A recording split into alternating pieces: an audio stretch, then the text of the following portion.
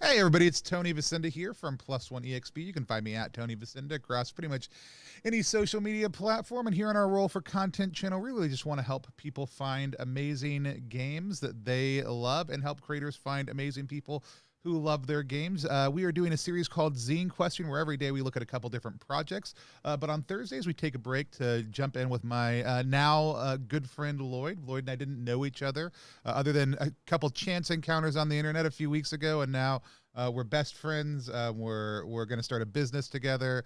We're going to live in a loft together, move both of our families in, and it'll be a great situational comedy for all. No, we're just talking about some of the amazing art. I'm not a trained artist. Lloyd is. Plus One EXP is a weird little brand that just multi-classes in tabletop game design, beard and skincare alchemy, and the Bardic College of Content Creation. But for Artisan Craft, we partner up with Fail Squad Games. Lloyd, tell people about who you are and about Fail Squad Games. My name is Lloyd Metcalf. Of course, like you said, I'm the art director for Gary Con. I'm the CEO of Fail Squad Games. I head up Maximum HP, the old school zine for the new school world. I'm on staff and a guest at a number of conventions when they happen in person. What else? I don't know. I've got a degree in communications. And we're going to talk about it. So we're going to look at a couple different projects. Lloyd picked some, I picked some. Some of these we'll have already covered in other Zinequest things. Some of them will be brand new. We've also got kind of a bigger conversation we want to talk to today. Right now, these are all the most recent projects that have come out with the Zinequest hashtag. We are going to talk about one of those that got the Zinequest hashtag a little bit late. First and foremost, I'm going to make Lloyd tell me all about our game Repugnant, which is live right now. So Lloyd, tell me how you feel about Repugnant.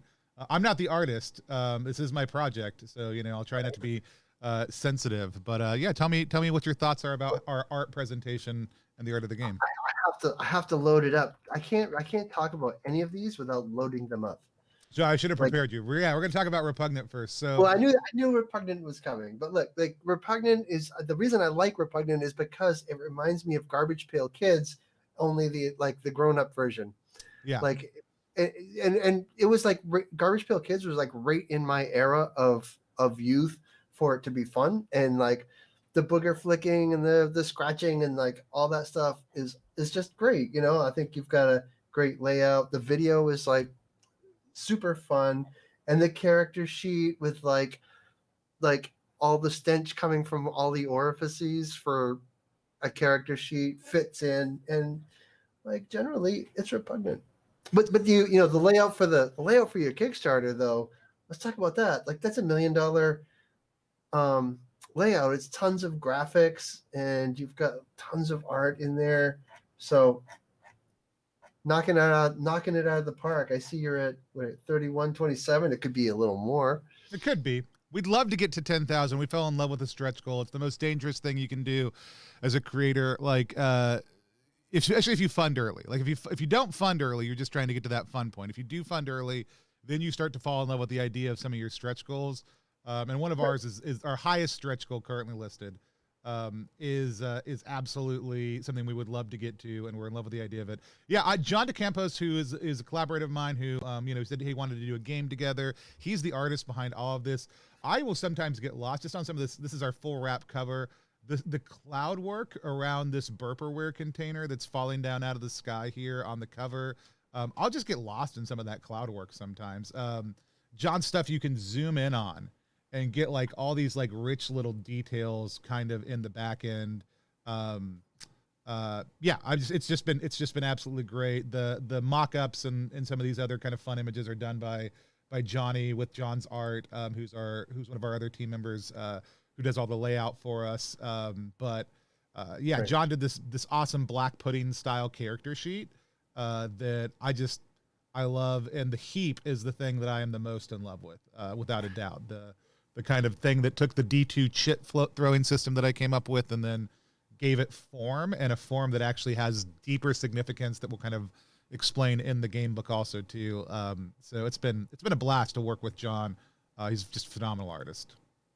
But let's not diminish like the achievements that you've already got. You've gotten all but the last 2 stretch goals covered already. Yeah. And the next one I'm actually super excited about. We haven't announced this yet, but Kyle Latino, we talked about his project a couple of weeks ago. He did the Old Roads project, right? Which was just "Oops, all maps" was the headline. We talked about it on the show. He's going to be doing our world map. We said 11 by 17, which we may still stick with. That was the kind of nice thing about that is it folds down and fits right inside the zine and doesn't change our shipping footprint at all. But we did find Phil Reed put us onto this really cool company that does a lot of really kind of bizarre folds on paperwork. And we may switch it over to something that looks a little bit more like a crumpled up piece of paper, but it unfolds into a full 18 by 18 map. But that's at the next level up. So we also, and it's in an update. I'll show you. I don't know if you've seen this. If you click on the updates, you can see the last one we have is that's comments. The Yetchi's Hole. Down the Yetchi's Hole is our first adventure module. Right now, also by the way, anyone can go help name our mascot. We don't know who this mutated individual is, so you can tell us and get your name in the book if you want to. And you don't have to be backing. Anyone can do it. You just tell us their backstory if you want, but if not, you just pick a name. But also, if you click on that fourth update, we've got the cover image of the Yetchi's Hole that John took care of yesterday. That just is absolutely phenomenal. And the concept that John can sit down in an afternoon and whip something like this out, like blows my mind. I really like that his line work carries the right amount of black areas and light areas, so you don't get bored and you don't lose the image in just a whole bunch of lines. Yeah. Anyways, I always tell like about 50% of our book is game and about 50% of it's art. Like it really is a true collaboration. So even if you're like, hey, I don't know if I want to play this gross game, like the cost of admission just for the art itself is, I think, totally worth whatever you end up paying, whether it's $1 or $300, which brings us to an excellent segue to $28, 28 days. By the way, if you haven't yet, back to Project Today for just $1. It could be Repugnant. It could be something else. Creators appreciate it if you back their projects, if you share their projects, even if you haven't backed them. But if you back it for $1, it helps the Kickstarter algorithm discover it. It helps other people find it. It helps give them $1. And then when you share it online, it helps people who aren't on Kickstarter discover that project also too. So, we've got 10 days to go. We're in that middle campaign slump, like you and I were talking about right on. This is tends to be when you don't get as much action on your campaign. But we're so excited, and we're certainly going to hit that $5,000 stretch goal. We've got another one we're going to pop in there at the $7,500 level. But we've got a bag of chip for everybody to go with it, and we're hoping we get up to that 10K level so that we can, do that original soundtrack. I'm super excited about that. But and that you're considering putting it out on tape is kind of fun. Well, yeah, like if we can make more junk, that's kind of the thing. The other cool thing, and I wish more people would think about this, like there's a game coming out next week that we'll talk about that's called Kitchen Nightmares and both start with a K. It's a kitchen themed restaurant diner game, but it's done on all the books are placemats. Like, so you'll actually put it down like a placemat on the table. I love when people are able to think about things not just in the concept of what is the physical game we're doing, but what other physical items are we going to do? So yeah, the OST will be digital and then potentially on a cassette tape. But we also have you'll be able to add a pizza, your zine and everything else getting delivered in a pizza box if you want to, which will have an extra little adventure module called Pizza Face Problems that'll go into it. So and there's a mock-up of that down at the bottom of the thing also too. Anyways, like we're just having a lot of fun with it. It's great to work with an artist who we have a full collaboration. I'm doing the game, he's doing the art. John came to me with it, and so it wasn't like it was me going to an artist and saying, "Hey, will you do all the artwork for free here and a ton of it?" and if we fund, it'll be good. But really a true partnership. I've got a couple of those coming up with a couple different artists that we're going to be working on some different stuff, but most of it's a lot smaller than this. It's not this kind of scale. And so it's great to have that opportunity when it presents itself. It's not awesome. So let's talk a little bit about, before we dive into the rest of the projects, something that came up, the Zinequest hashtag and how it's getting used. It took us a couple days to get our Zinequest hashtag. We thought we had it. Apparently we didn't. But a lot of other people get Zinequest hashtags that may or may not make sense for them to have. We'll follow up with some more of that later on this month. One of them is this project, a Magically Disenchanted Enamel pin set. which is at best a horrible, gross copyright infringement. At worst, uh, A well, no, misuse of the hashtag. yeah, I mean, yeah, they just, yeah, I don't, they just, It's not even close to creating an RPG zine like product. I mean, and I'm really loose about like what I think is okay to be part of Zinequest, but I mean, I kind of think you need something printed. But I don't know how this isn't copyright infringement. It's lifting stuff straight out of the cartoon and making stickers and enamel pins. yeah. So don't do this, uh, No, I people. mean, And so the other one we talked about that you had a little bit of a question on, but I think I think is 100% in the ballpark. Just happens to be a little bit bigger. This is a bigger book, but it's not a hardback. It's still saddle stitch, and that's Dying Hard on Hard Light Station. This is a mothership module. It's part of the whole, like, mothership modules are killing it this Zinequest. I don't know that there's a single one that hasn't ended up. That's part of like the main, like that's been a part of the mothership community that hasn't ended up in the 12 to 16 or 18K realm as far as funding goes. Dying Hard on a Hard Light Station, I hadn't even heard of outside of people like in that community talking about it. I hadn't looked at it yet. It is gorgeous. oh, the art and everything in it is amazing, but like it felt to me when I first looked at it, I just saw that they had the hashtag at the end of their subtitle, and then I didn't see it any mentioned anywhere else. A zine that there was a zine or part of Zinequest. You pointed out that one of the stretch goals, the initial funded graphic, mentions zine, Yeah. but I just didn't see it anywhere in there, and I'm like, this feels just like an adventure module No, Kickstarter, and, which is. And I was coming at it because I know like Eric Cahill and a couple other people who are really active in the mothership community were helping out with this one also. I don't know David Kinney, the guy who's the author and creator, but I do know a lot of the other people who worked on it. And I knew it was part of kind of this collective of zines. I just felt like they hugged the hashtag, but not Zinequest. The feel, like the intent, the community intent of Zinequest. Like, I'd be okay with this being called a zine. I have no problem with that. I know it's full color and long size and bigger size, and I don't care. That's still could be a zine, but it's like, talk about it being a zine. Like, I think. Yeah, I think for me, the reason that didn't hit me the same way is because I know that Mothership has this big community built up, and I know that Zinequest has been a big thing for them. And we've got like Gordonak that's kind of in the same place as Hard Light Station. It's a little bit bigger, a little bit off, still part of Zinequest. We've got, but we've also had like the Drain, which is absolutely gorgeous. We've had we've got another one that we're going to talk about in just a second. Desert Moon of Karth, right? That is part of that. And I think some of those people are a little bit more plugged into the Zinequest community, where some of them are just plugged into the Mothership community. And those two things are kind of hitting against each other and overlapping in Zinequest. And so I knew about Dying on a Hard Light Station because I know a lot of the people who worked on it, but not the creator or the project itself.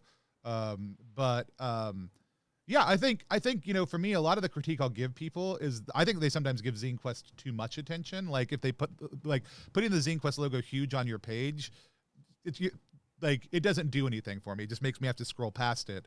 Like working it into your header or whatever to let me know it's part of Zinequest, I think that's great. Supporting the event, I think, is great. But I don't think you need to give more space to Kickstarter. People are already on their page using their platform. But yeah, I mean, thinking about how you kind of embrace some of that and look at some of that conversation, but like Beta Red uses these exact same three colors, and I'm totally down with I actually think Zinequest should be a 3-color print. I don't think it should be a 1-color on paper print. Very few early RPGs were not 3-color prints. I mean, that were professional publications. Right. It was paper and 2 other colors, and so. I mean, like, I think that's really what we should be looking towards. But I get it. Like, I mean, making sure that you're clear about the zine quality. But let's talk about the art a little bit more. Well, I mean, what else can you say about the art? Because it's like amazing, they've really done a good job in making striking images and having it stand out. The red, black, and white theme seems to play through the whole thing. So it all feels like it's in the same project. It continues the feeling. It's exciting artwork. I mean, it's dynamic. It's it's stuff that you want to look at. Yeah. So I mean, I have the editing's done by Jarrett Crater, who Jarrett is actually like the project manager and editor for Tuesday night games, like through Moon Night, like Tuesday night games, Troika, and a lot of Exalted Funeral projects. So this is like the editing hand on this is a really strong editing hand also too. But we've got art by Vil, who is from Dissident Whispers, Horrible Wounds, and A Fistful of Creeps also too. And then Eric K. Hill, who has a Troika project up right now. It's got gorgeous art on it. And then we think we talked about it last week. And then did all the layout for this. Like, it's a really good art team. So it does not surprise me at all, like how strong it is. And so, right, yeah, and I like the way that all of the art lands on the page. Like it's on there, but it's not constrained by the page. They let it. Like, so when you look at the page, it feels like you've got a little snapshot of a bigger thing that's happening. So, a lot of times, like some more inexperienced artists or I don't want to say, I don't know. I think I'm going to pitch this with a bad connotation, but a lot of times illustrators and artists try to contain an entire image within these boundaries. And like you can see here, this one you're on, the skeletons, the undead are reaching into the frame from outside of the frame. And it sort of, it almost lets you think that you're holding the page up to the world instead of letting the world be confined by the page. It also does a really phenomenal job of reinforcing the theme, like this theme of things you can't see that are off the page that could attack you at any moment.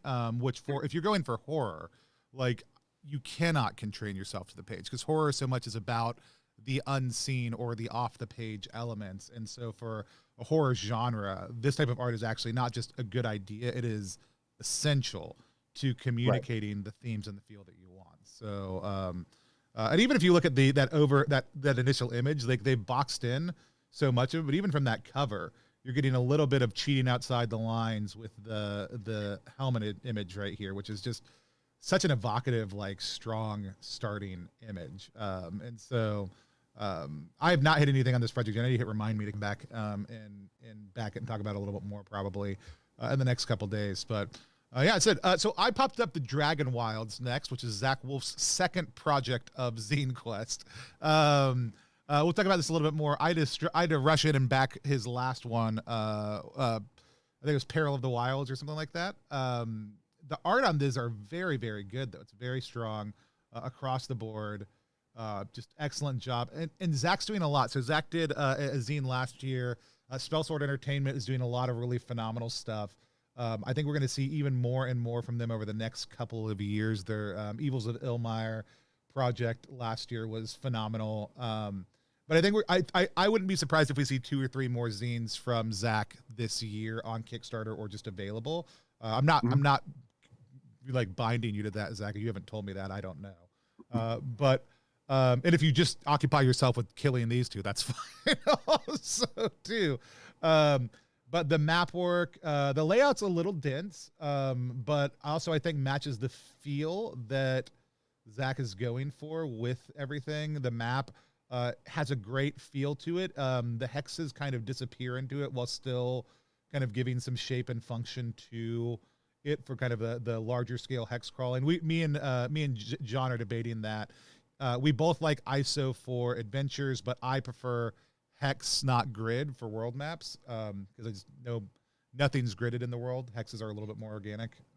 But what are your thoughts on the campaign?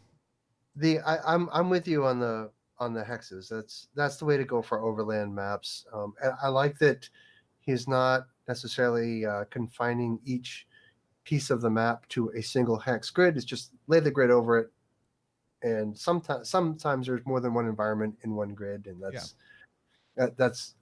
but it reminds me of a little bit of the early Legend of Zelda games, sort of, and I think maybe it's that title image, but also the cover, just the way the landscape is done, the broken buildings and stuff. It really sticks to me like Windwalker sort of thing. But like then there's like an innocent simplicity to it that in no way, shape, or form belies the fact that there's evil in the world and that you're fighting against it, right? Like, right. No, I love that too. I actually like, so I zoomed in the map. I'm going to do it again. I'm going to click on the map here. I'm going to zoom in. So if you go to this Brigand's Rest hex, it's really actually cool that as organic as the design of the map is, if you click in and you go to, you know, whatever it is, J probably, or M7, K6, who knows, whatever. This line, K8. There's Brigand's Rest Island is pretty much right in the middle of that hex without being confined by it still. And that feels really solid. There's a bunch of little elements like this. The Skyhorn Rock Mountain hits pretty much the middle of a hex without being like, none of it feels artificially forced into that space, but you can tell what the dominant piece on each map element is, and that's actually really, really impressive. Even as you go over to like the islands over here, same type of feel. You can tell where they start and where they stop. That's a hard thing to do across an entire world with hexes also too. So there's a lot of intentionality that went into the development of the map here. And so that's cool. I will go ahead and say, like, I backed the last one at a crazy dumb high level. I'm probably gonna end up doing it again. It was like the one of these higher, like $60 where I got everything, you know. I got every little bit of things that Zach is making for the last one. I'll probably do the same for this one. It's 2 days in, it's already at 10K. So it's got a lot of legs on it. And it's their second project, like I said, of Zinequest this time. So I'm very much looking forward to it. You know, and some of these, like, when we start picking out projects, sometimes I kind of feel like the need to pick projects that need attention, but then I'm steering away from doing that because we're looking at art. We're not talking about projects that need attention. Right. But some of these ones with these higher numbers, for other people that are launching Kickstarters and doing Zinequest, it's important to look at these a little closer with a little more analytical eye, because it's somebody's blazing a path to success, you know. So yeah, taking a look at what they're doing, taking notes about what they're doing right, and then and taking notes about where you can improve your own projects and layout and like how the pitch comes across. All that stuff is important. Looking at what Zach did last year also to this year, because last year Zach was coming to Kickstarter for the first time with their first project without a huge budget or any reputation or anything else like that. And now this is an immensely different reality for what they're doing. And so Billy did ask, Billy, the last one that we were talking about was Dying Hard on Hard Light Station, was the horror one we're looking at. So it did remind me of your style, some of your style also too, Billy. So yeah, I mean, Zach is probably a perfect case study if you're new and you're working in the fantasy genre specifically, but even if you're not, at what can work really well. If you look at the Mothership module stuff that's coming out right now, they're a good example of what community and collaboration within a certain system and grouping of people can do for you. If you look at something like Repugnant, like our zine, right? Like this is an example of two people with a good amount of Kickstarter knowledge coming together and without a lot of trouble putting together. I would consider, if we do anything incredibly well, regardless of the fact that it's an excellent system and good design, our Kickstarter page is absolutely a great template to look at, because I look at, I mean, not just at ZineQuest, but I look at scores of Kickstarter pages a month and think about what I like or don't like about them. And then what I like or don't like makes it into my Kickstarter pages. So the only thing we don't have that I wish we had on our page is a beta version of the rules. And that's only because it was such a quick project that I didn't have the ability to put together a 2-pager like I typically do, which would give you an intro to the rules.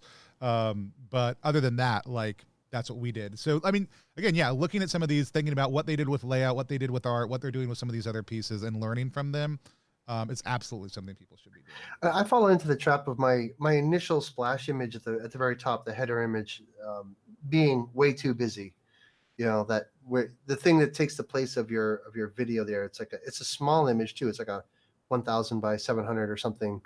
And you want to put all the logos and all the text and all the stuff about it, but he's really done it right. He's got the title and an image that you can tell what it is from across the room. You don't, I mean, again, we just spent a long time talking about the importance of making sure you're clarifying if this, like, how you're participating in ZineQuest culture. That does not indicate, like, putting the badge of ZineQuest on there doesn't do that. Like, because it doesn't mean it, you could not be, right, and just be putting it on there. But also, it doesn't, if it doesn't add anything, like when people match it to their colors and work it in really smart, like ours is on a little TV, working, like that's great. Like do that. I appreciate that. And like John's art style is crowded and filled in, and so it should be crowded and filled in, but there should still be clarity on what we want the eye drawn towards and what your project is, and it should clearly communicate the theme and the feeling. And Dragon Wilds does that. I can't wait to come back and watch the video actually on that. But let's keep on going. Let's talk about Token. Token's been on my excited list for a while. We've talked about it before on the stream, but this was one of your offerings, Lloyd. So why don't you tell me what you like about Token? I could talk about the gameplay and other stuff for a while, but let's talk about the art. The art. I really like the art, but before I even get to the art, I just like the concept of the thing. So you're in a forest, and there's a monster in the forest, and you're circling one another, and you're leaving messages and tokens and things behind as to convey a message to this other creature that's in this dark wood with you. It's a game. It's a GM-less game. I found the concept to be super exciting, and then the image of like this adventurer holding up, I don't know what it is, like these flowers. It looks like flowers, yeah. And it's like, it doesn't need to end in a fight, but the pinnacle of the adventure is, the confrontation. So then the artwork is really striking. It's like, it feels like a dark, spooky forest, and it feels like a story that the Addams family would tell to Wednesday before she went to bed. And all of these images, like at least the first few, right? Which this first one's by Madeline Ember, who I love. They all have kind of this opposed but attracted concept that reinforces the theme perfectly well. We have this tree creature and this young, I would say, presenting as a woman individual who are kind of addressing each other from across the page on this next image down.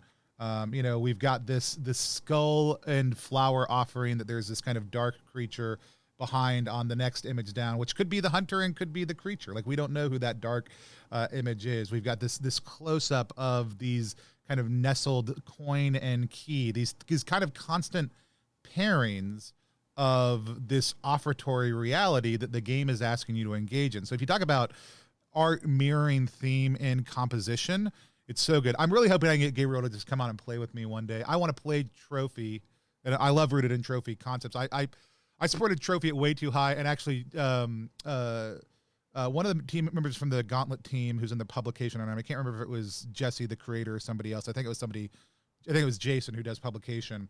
They commissioned over 400 pieces of art for the Root Trophy game. Like 400 unique and individual pieces of art came into being in the Trophy Gold and Trophy Dark Kickstarter campaign. It's absolutely gorgeous. Lloyd, if you haven't checked it out, you can go spend a couple $100 like I did on trophy stuff, or not. The art exists either way, but the layout on this is also just phenomenal. Like it's good layout. The page looks super. I really enjoy looking at that page there. Yeah. I'll always say it. I actually wish they had done an image for the team. Like I like when people show me who they are, whether that's directly or through some sort of representative reality. Right. It is one of my favorite things, and yeah, show us who you are, show us what you look like. But Token's a 2-player game, so all I need is Gabriel to actually give me a time, Gabriel, if you're watching this later, to come on and play it, because I would love to. And so let's look at Desert Moon of Karth. I've gotten to play Desert Moon of Karth on stream, and I've got a review coming out in 2 days for their final 24 hours. Tell us a little bit about some of your thoughts for Desert Moon of Karth, Lloyd. I've got to load it. I can't talk about it until I load it. It's coming. Oh, the Space Western. Yeah. Oh, yeah. The video for this sold me on it. I mean, I like the concept. The art is let's give people sort of style. Huh? Yeah, we can give people a taste of the video if you want to. Let's do that. Yeah, sure. I mean, I wasn't excited about it until I saw the video and heard the music. Let's do that.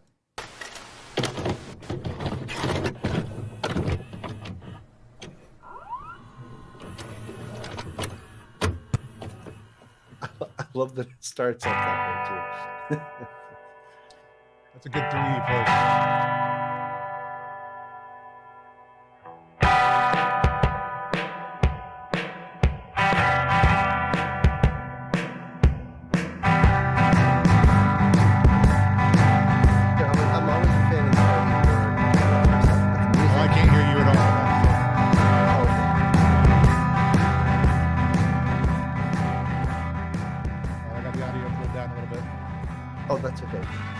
many things at once. I was saying that I'm always a fan of the pen and ink artwork anyway, and then the music that they chose for this video really feels like space western.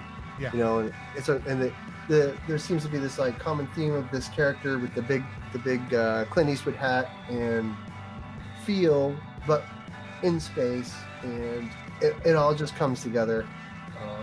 So I really liked it, the way it looks, the way it feels, and the pitch.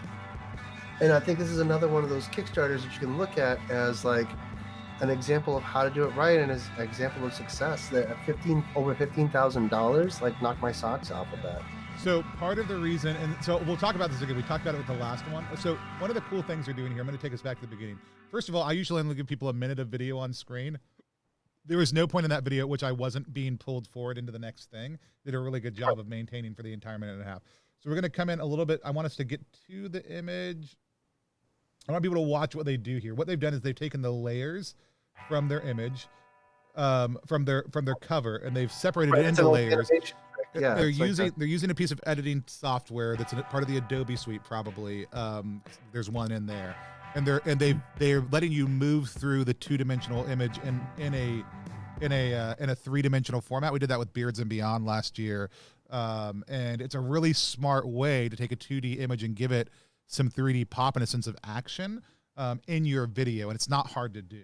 I mean, I can't do it, but it's not hard for anybody who knows. You can do it in Photoshop too. I mean, you can do it in a lot of different softwares now. So yeah, apparently, that minute, however many minutes it takes to get those little details in there. Yeah. Apparently, Joel's brother recorded this music. Joel's the creator, and so that's cool that it's custom music. I'm going to go down because I've got a couple guesses. So we've got Jarrett Crater here again. So this is, again, part of that mothership collaborative that has generated, like I said, no project that I've seen from that grouping has done less than 13K. I think the highest one was close to 18K currently.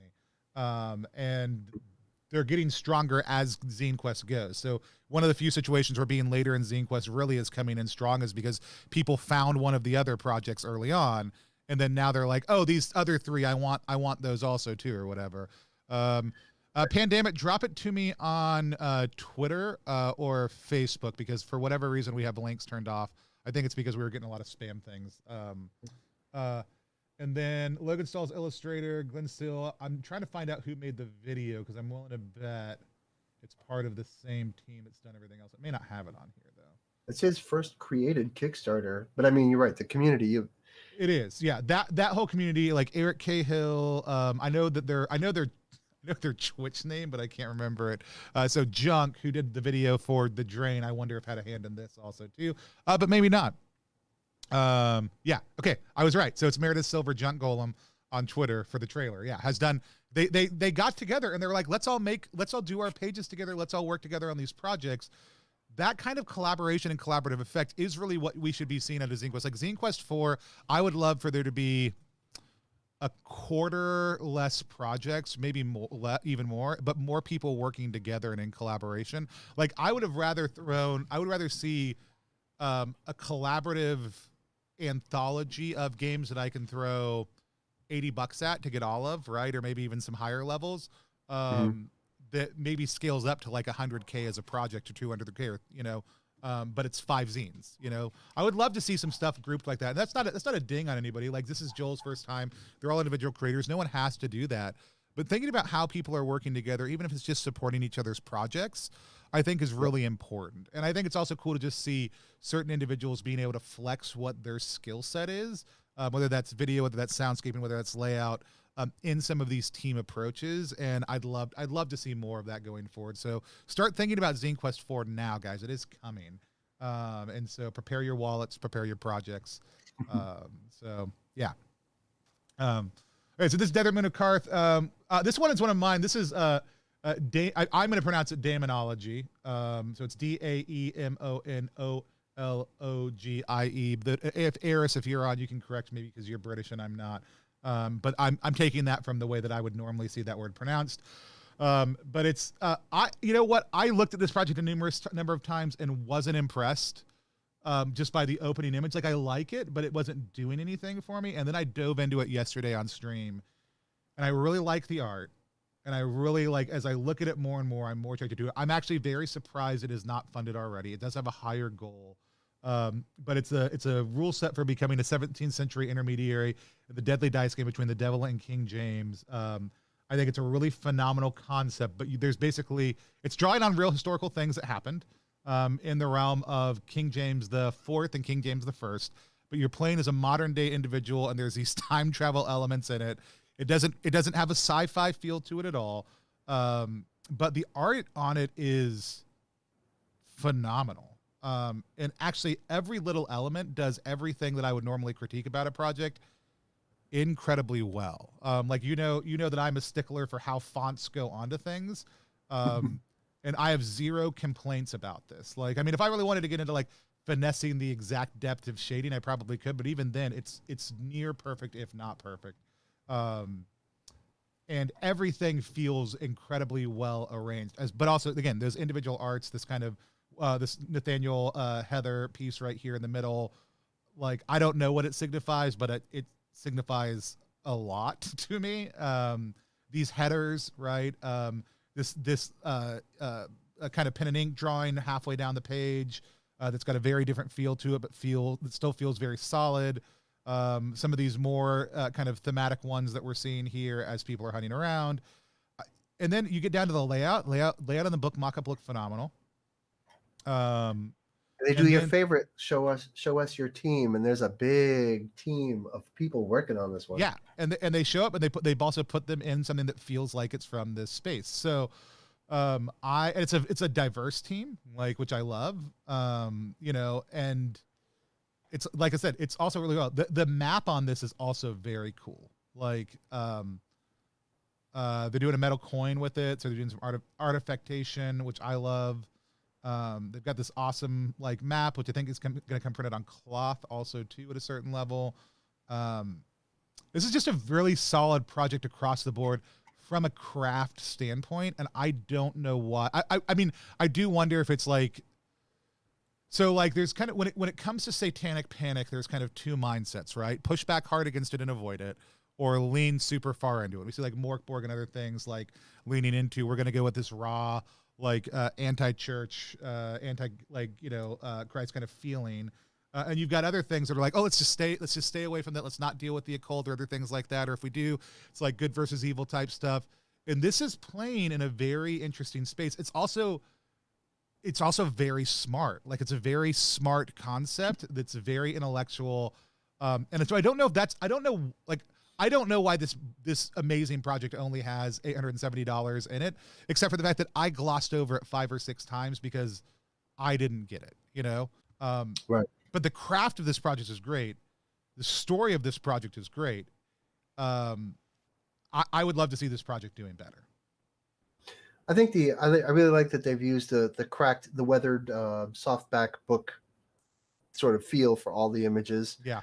It feels like a well-used book for all these. I don't know. I'm wondering, like, I'm also wondering, like, why it's got $868 and 40 backers. Like, it looks cool and it looks exciting, but maybe the pitch isn't getting across the message quick enough. I'm not 100% sure. Like, I haven't seen it until just now. Yeah. I mean, I'm looking at it like a high like glaze of it here, and it's a D6 dice pool system, which should be fun. Right. I mean, yeah, mechanically, there's not anything like super unique happening here, right? It's not. I mean, it's original, but it's not like hyper unique. That's fine. Right. But that's fine. I'm okay with that. Yeah. I have no problem with playing a game of Bones if you call it something else. Right. I don't think that's what this is, but yeah. I mean, as an example. So, yeah, I think it deserves some attention. But you have to read into the text to find out where it's going and kind of what it's about. Like the title is, and I think maybe that's what it is that's not getting me to the end zone. It's not like presenting exactly what's in there quite quick enough. But once you start looking at what's in there, it looks great. Yeah, and I would say like a couple. If I was going to make a couple notes, I made the same note for Scurry. It's actually my one critique of our page, also too. I would get the mock-up way higher up on the page. Like you typically want to do two things. Oh, Joel messaged me the SoundCloud thing. I guess he's watching out there. Hey, Joel. I want your flavor pitch, which they do well, though it is complex. And that's because it's time travel, and it's not here's what it is. It's giving you like this. But then I want an immediate, so I would have done that, and then I would have done an immediate, here's what you're getting. And they don't do that. They hit mechanics, right? And they hit, I also just wonder if I wonder if Americans don't understand this game. Like, and when I was reading through it yesterday, I kept on commenting about I'm a dumb American, and so I don't know how to pronounce whether it's Jacobian or Jacobean. It's Jacobean, by the way. I don't know the history of it. I don't know a lot of things. And is that keeping people from getting where they need to get to back this game? We absorb information completely differently. You know, like in America, like people want to get kicked in the nuts with the information. Like, I'm sorry, can I say that? That's fine. I mean, yeah. You get what I mean, but it's like it's always like right in our face, 24/7. Like everybody's got a 5-second pitch in America. In the UK, the cadence is a little different. The information is absorbed a little differently, I think, by the general. Yeah, they're smarter and more patient in general. I'm just kidding. Maybe not about the patient part. I think. Well, I'm not going to disagree, but I mean, you know, it is what it is. But yeah, I think there might be a little bit of a divide there in how that information is getting absorbed by people here in the States. Have any of you guys been spurned to go back this while I've been talking? No, make this your $28, 28 days for the day, guys. Like, I mean, back it for $1. Help people find it. Share it online. It's a great project. I need to go in and back it. I mean, like I do need to do that. And so I mean, other things. I did not do a split up really well here on ours. I want to talk about this one real quickly. I talked about it yesterday. I felt like I wasn't quite kind enough. It's another Space Cowboy kind of feel, but this one's way more Cowboy Bebop, and that's CU Space Cowboy. So if you want to pull up CU Space Cowboy, the art on this is phenomenal. The art on this hits the cultural reference touchstone that it's going for perfectly in a way that very few games do. Like I look at this game and I immediately understand if I want to play Cowboy Bebop, this is the game I want to play. And they've even got some work in progress on here, you know, like, which is great. Like it's not finished, it's not done, but I love that. But the overarching pieces are really good. They also do a lot of good show your work on this. And so, our guest yesterday on stream is that this person's also probably fairly new to the indie scene, or at least trying to voice it as if they are, because they don't understand a lot of the other systems that are out there. However, I think they've created a really solid system, and I actually really like the art on this one a whole lot. You know, and here's a classic. It's funny that you picked this one right after the last one, because here's the American way to look at stuff. Like rated here, like underneath this top image, click to embiggen for full cover art. I couldn't think of a more American way to say that. Yeah. And it's like, yeah, and it's this really striking image. The shading on that cover image as the what do you call that? The old school like rub off textured. There's a word for it, and I can't remember it right off the top of my head. They use for comics, but right here at the top paragraph, it gives you the elevator pitch. So, CU Space Cowboy, abbreviated CUSC. Tabletop role-playing game, zine set in outer space. Players create characters. I got it in a sentence, you know. Right. And it's not like, again, it's not a critique on the other one on Damonology. It's just how Americans absorb information. Yeah. No, and like I said, this is it's a good one. There's a lot of things here that could be better, but the art is phenomenal, and the system is too. I actually, one of my complaints about it was that. When you get down to the what is the game session, it's actually the same text as the video, which is fine in all honesty. But they spend a lot of time telling you what the game isn't after that point. And so they tell you what it is, and then they tell you what it isn't for a long time, but then tell you what it is again. And if I had any critique, though, I would hope that the creators could get the art midway down the page to match the art on the title. And it may just be the pencil art might not be finished art. I don't know. I'm assuming all that is WIP. I think that's all work in progress. Okay, then I'm fine. Yeah, because yeah. it feels like it, we're set up for these sharp graphic pop art images almost, and then we got some pencil sketches. It feels like they might be two. And a lot of the pencil sketches all feel like they're in different stages of complete. Like this bottom one down here feels far less complete than even the first two. Oh yeah, okay. So I think this is all just work in progress, but it's a good thing to note if you're making a Kickstarter page. John DeCampos, who's my co-designer, says a friend of his made that one. I really would love to connect with him at some point, John, because I really would love to come have them on to play it. I think there's just a lot of really good stuff here.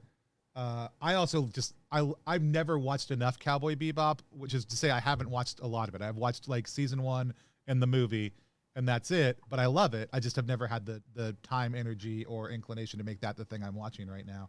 It's also been relatively hard to access in the States at some points in time until modernly.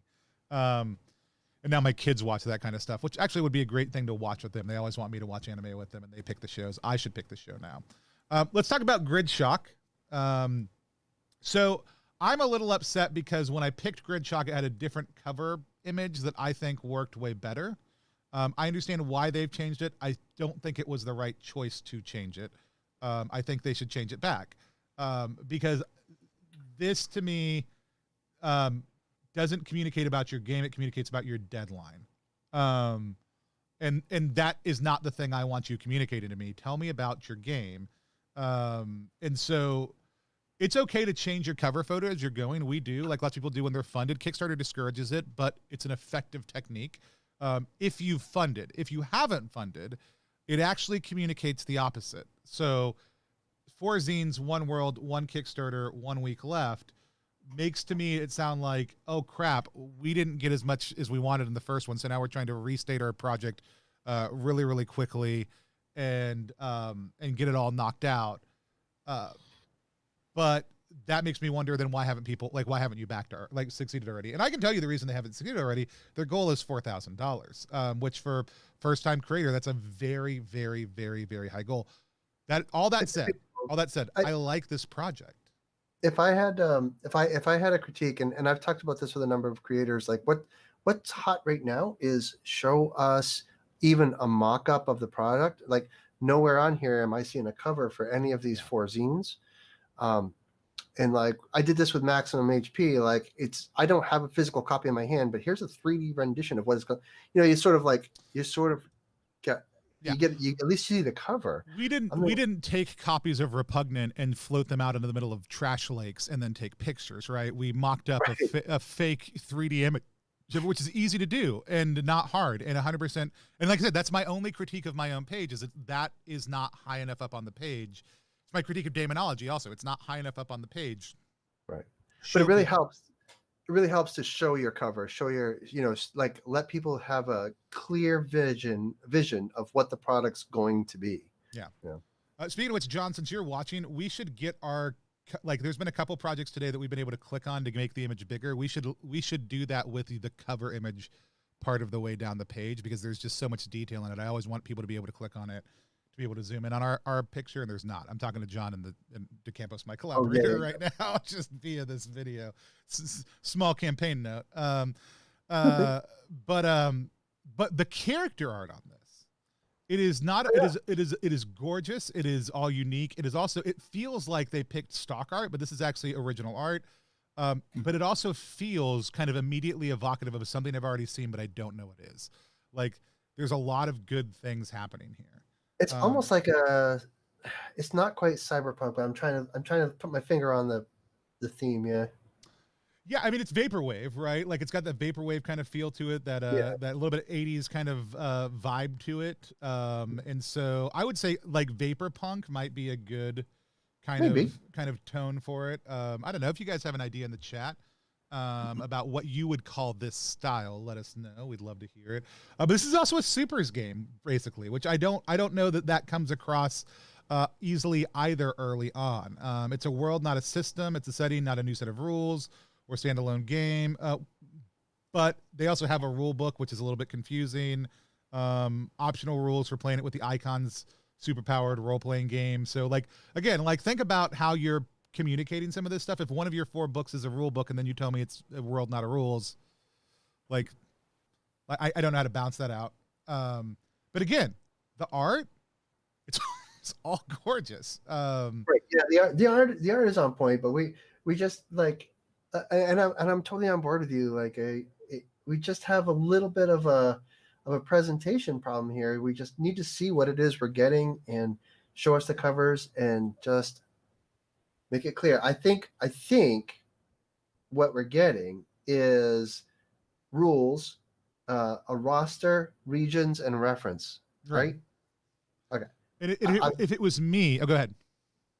Oh, and I'm just gonna keep harping on it. Like, I want to see what that's gonna look like. I don't want to see the inside. I mean, I do want to see inside pages, but man, before you show me the inside pages, show me the cover. Right.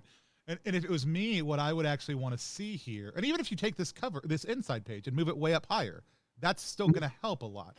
But here's what I would want to see. So if this is a reference, or if this is a world, not rules, and part of the reason I think this project is a 4K funding goal is because they're funding 4 zines, and so it's $4,000 projects rolled into one, and don't do that. Like, so it's fine to would have been fine to have these as stretch goals. We'll put these in as add-ons if we hit certain levels. But I would have started probably with roster and with regions and done that as a $1,500 Kickstarter, and they'd be funded right now. And then what I would have done is make additional ones for the reference and the rules, and that could have either been a second Kickstarter or it could have been a stretch out into this one. But that's why I think their funding goal is so high, and I think that's what's kind of killing them. That said, like, I'm gonna back it. And there's no video, and folks, like, you can do a slideshow and export it as a video, and that's okay. But it really does help. Kickstarter advises it all the time. Not everybody needs a video. I personally think I've done. I don't remember if I did 1 without video or 2 maybe in my early Kickstarter career, and it definitely makes a difference to have a video. And even there's enough art here, just looking at the character art, you could make a slideshow video out of that. Yeah. And like Frog Guy Games, I'll mention them again, they don't even do voiceovers anymore. They just some music and text and call it a video, which is fine. Yeah. It feels like there's a little something more. It feels like, and 30 seconds, like 30 seconds of that is great. Like, and these people obviously get, like, they've got a playlist part of the way down. Like, they know the vibe they're going for as far as music goes. Like, that should be what they're leading with, along with these really, really gorgeous art. And this, let's see, because it's by somebody. Here we go. It is Stephen DeWale, Belgian-based artist extraordinaire. Decade of experience illustrating the weird and uncanny, has handled all the grid shock work to date, helping to lend the project a unified look and feel to their work on Tumblr and Instagram. If they get the project funded, more people might be brought on board. But it's a couple brothers, it looks like, doing this project. It's very, very good. Like, there's so much good here. I just want to see. I want to see it. Right. I want it to fund. At this point, 6 days left to go. They could do it. It's gonna be a run up to the very end. And so, like, I would encourage you guys, if you like the look at this, like, please go back it. Like, this is the kind of project that could absolutely use your support. If you want to see it made a reality. Nothing that I've said today is about this project not being a good project. We only cover projects we like and that we're excited about and that we want to see fund, or that we want to blast because they're not zines. And so dollar raises it in the algorithm, and a share a share is better than putting a few dollars in some cases. Yeah. But if you can do both, it's even better. Yeah. And so, all right, real quick, because I know we've been going a little bit long today. Apothecary, another project I love. I've talked about it before. Tell me what you love about Apothecary. What sold me on it was the cover image, the landscape. I just love it. It's phenomenal. Yeah, I had a little quick note on it. So we actually did a solo Sunday with Anna, the creator of this, a couple of weeks ago. So we had Anna come on to talk about some of the different great solo projects that are out there, and we're live at that point in time. Anna's part of the new Rainy Day Games collaborative. That's Matt Sanders, Anna, Chris Bissett, and Jack from Mousehole Press, the 2-time champion probably of of okay, yeah. Zinequest. And so, because it's not So a it's competition, but Jack is winning. right. But this is definitely a roadway, a roadmap to success. Almost $19,000, and the whole thing feels very druidic, and it feels like Yeah. it sells what the game is, and I don't have to read the text. I can just look at the pictures and I get it. Yep. So I will say this. So I want to talk about the cover image again also too. Again, I wish we could kind of embiggen it. Here, so it's supposed to be a Ghibli feel, right? Which I think it does very, very well. It's got this kind of soft, warm kind of features to it. We get this beautiful kind of idyllic little village here up in the foreground, which we know you're an apothecary, so that's where you're going to be doing a lot of stuff. But we also get a couple of things I love. This huge mountain, right, with this sweeping wide sky in the background, the hint of another mountain even further back, which takes us up in a very short period of space. We get the sense of some sort of structure potentially, or other mountains or something on the far side of this lake, but no idea what it is. A little bit of glow coming out of these bushes right here. We get these standing stones with these sigils on them, and this kind of dark, more foreboding place. It's got almost like a turtle's maw kind of coming out of it. There's so much simple suggestion happening in this one image that's just phenomenal. One of the reasons I think, though, that this gets knocked out of the park without having a video is because of the simplicity of this image. It's not, the cover image isn't complicated. You can recognize it across the room. It's simple. It doesn't have 10,000 logos on it. I bet they slapped the funded in 1 hour on afterwards, but that's fine. Yeah, they did not put, and it did not put on funded 1 hour before it was funded, but yeah. Right. I'd like to see a video, but I guess it doesn't, obviously it doesn't need one, but I'm always a fan of the video. The papercraft elements, the stretch goals here, I could have sworn I had already backed this game. I need to check my other account to make sure I haven't double backed some. Print out and fold up stuff. That's actually matters. And then Anna's partner is doing a game right now also that we talked about yesterday, Tooth and Claw. It's also very gorgeous and very well done. I think there's a lot of opportunity for some collaboration here. They've unlocked their soundtrack, Blackwell Games bundled, journal experience. Is this what I'm looking for? I'm looking for their papercraft update because I want you guys to be able to see this crystal. It's very cool. Nope. Well, nope. She showed it to me live. Maybe it's not on here. I don't know. I could have sworn it was. Anyways, it's this beautiful. The crystal itself, the papercraft that has been done is really, really solid.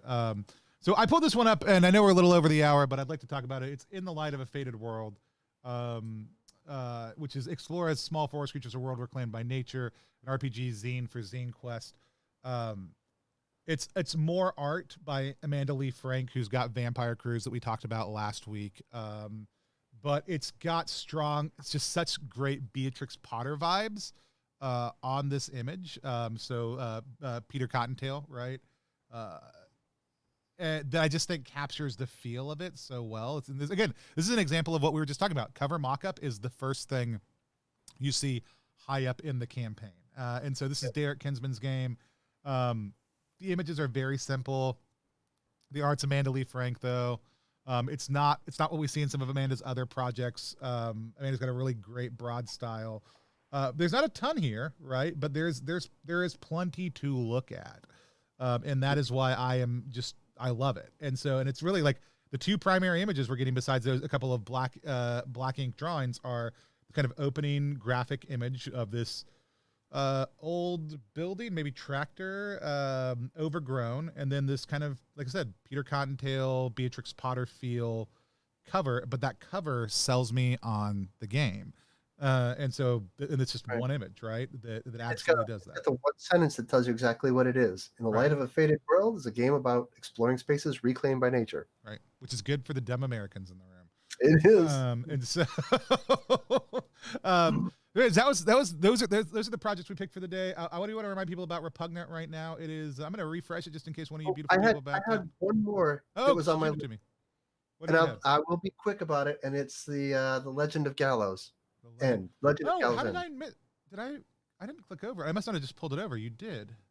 If anybody likes the misadventures of Flapjack, I think you're gonna like the Legend of Gallows End. I was pretty stoked by it. I watched the video, and it feels like the Adventures of Flapjack to me. It's firmly, I think, in the area of what's going to qualify as a zine. I like the artwork. The characters are really dynamic and expressive. Yeah. I like that a lot of them are done on sticky fingers art with like real watercolor and pen and ink stuff. It comes with like stickers, like cards, there's cutout stuff, and all that stuff that doesn't really cost you a lot more to produce, but really adds quality to the game. And there's a ton of imagery to look at on this page. And This set of gifts down here is doing a lot of really heavy lifting also too. People can see it on the page. It's a set of 3 different gifts that they've set up to rotate through some of the different images, items, and other stuff like that. A mix of the real world images and then some just, the digitalized mock-up versions of all of them. But yeah, just showing this paper craft, like showing craft always helps people know what they're getting is going to be good. Even if it's just like, here's stuff I make. There's a lot of cool things here going on. This is actually very cool. I'm glad you called it out. And so I'll come back and watch the video again in a little bit. It's already funded, doing really well. But yeah, this art looks amazing. I got some Tales of Flapjack's old super fans in my friend list. I'm going to have to hit out about this project also too. So, but yeah, if you haven't backed Repugnant yet, please go back Repugnant. We're cranking along. Our goal was to make $100 today. We've done that. We're happy, but we could be happier. You might not be the first person to back, but you could be the first person to back for $300 if you wanted to. You get everything. And also, one of the things we included in our $300 level is custom character art by John DeCampos. So if anybody who likes this art style, you can get original custom character art by John for your Repugnant character, whoever they are, whatever they are. You just have to fly to Baltimore and model for him because that's his one requirement. No, I'm just kidding. Getting custom art it's one of those things that gets often overlooked, but you can't. It not only does it retain a value, it gains value, and it's really nice having that connection to a game. Like knowing that I'm part of that. So a lot of people like, oh, my character's in that game, and you know what I mean. It's exciting. Yeah, so we did it like last year. I did my custom art level at 200, but it was a very different type of art with a very different type of artist. And we're offering more in this year, and so it's $300, which I'm we may have priced ourselves out on an ultra premium level. We may not have. It's just maybe a different time in the world right now. But it's digital thank you card, 2 signed and numbered copies of the Repugnant zine, 2 sack of chits, which actually would now be 3 sacks of ultra premium chit, and then because they're limited edition acrylic ones, all the physical reticles, Repugnant PDF, digital reticles, all add-ons. Which there's another set of add-ons we're about to announce that is more art. So if you're an art person, like the stretchicles we're about to announce are art related and they're killer. You get to input items and adventure hooks into the game by working with me a little bit. You get custom character art by John DeCampos that may get featured in the game as well. And so as well as you getting it for your character. It's pricey, but like a character custom artwork done by John is already $100 by itself.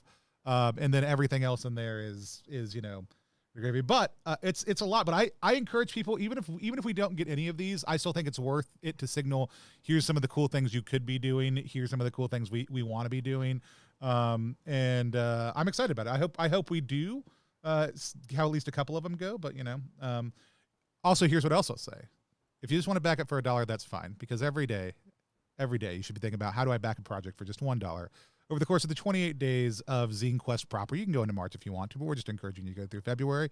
Backing one project a day really does help a creator, even if it's just for $1, and then sharing that project online, as we've talked about a couple different times today.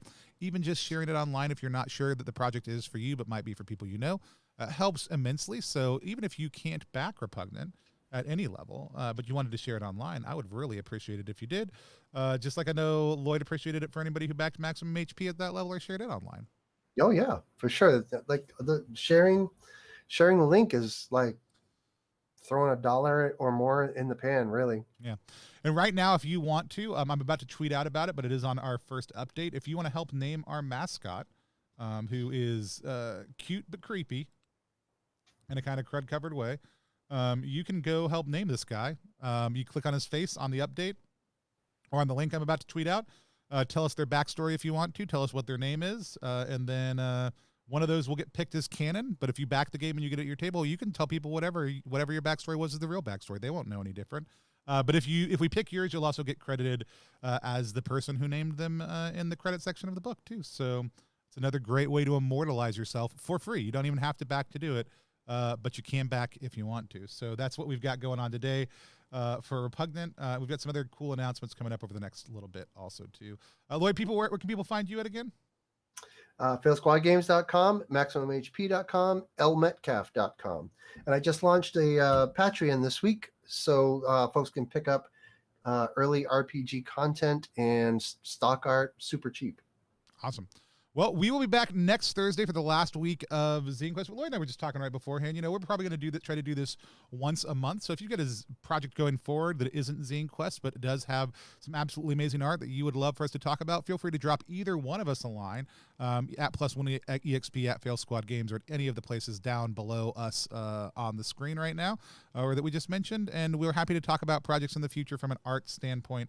Also, I'm not an artist. Lloyd is an artist. And so you'll get both the formed and the uninformed opinions of whatever your art is. But we like to speak positively about things where we can and be as charitable as possible while still addressing things from a critical standpoint. So I've really been enjoying my time doing this. And so we'll be back tomorrow with a normal zine questing thing. So if you have a zine project that needs a little bit of love that you would like to see more support on, let us know. We'd love to talk about it on stream, share it with other people. But until next time, my name is Tony Vicinda, and I'm Zinequesting. I'm Lloyd Metcalf. Thanks for joining.